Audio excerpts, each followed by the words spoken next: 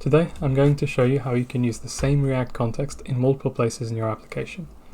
So looking at our application here, I have a simple outer state which has a my component inside of it. So let's have a look at my component because that's the simplest one. All that this my component does is print the prop that is given. It then hooks into my context, and all it does is call the function in my context with number 5. Now let's have a look at what all of these things are. So my context and the use my context hook are all defined at the top of our application. We have a single context up here using the create context from React, and then this hook just uses that context. That's all it does. So let's then have a look at the outer state of our application. So this lives down here. This outer state just implements the provider for my context. So contexts have a provider, which is how we know their value.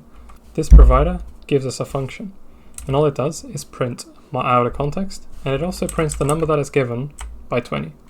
So let's see what happens. The my component always gives it 5, so 5 times 20, well that's 100, and that's what we should see in the console. That's exactly what we see. We see that this is the top component from our prop, see that this isn't happening in the outer context, and we print 100. That's lovely and fine. Well, what if we want to have an inner context to this? So if I add an inner context and give it the exact same component, notice the component is the exact same, the hook operation is going to be the same.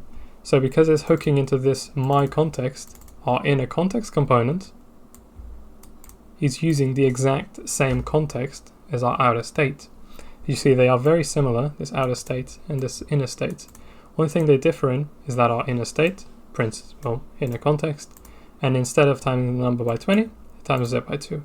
So now, if I save the file, you see on the console that our first my component still prints top component. It goes into the outer context and gives us 100. That's all fine. But then we get to our inner component, that's printed. It goes into the inner context and it prints 10. Now this is because in React, when you use a context, it will look for the closest context above you. So for our top component here, the closest context above was inside outer state here. But for our inner component, that's no longer true because the closest above it is our inner context component that we defined here. So that's why they're going to actually use different functions, even though we have called the same hook and used the exact same context. Well, what if we don't want to stop this inner component from reaching the top state?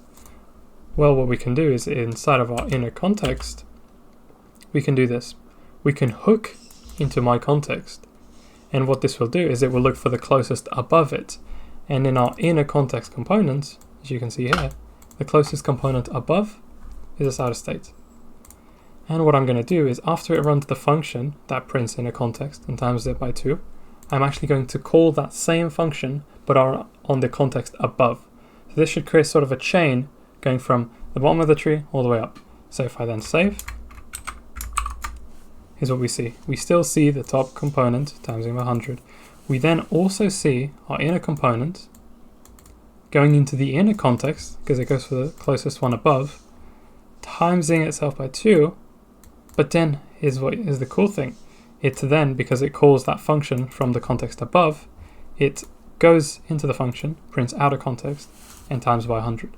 This is really useful when you have a bunch of components using the exact same context, and you just need to make a small inference, or maybe just observe the data, and you don't really want to get in the way of the data moving up the tree into that top context.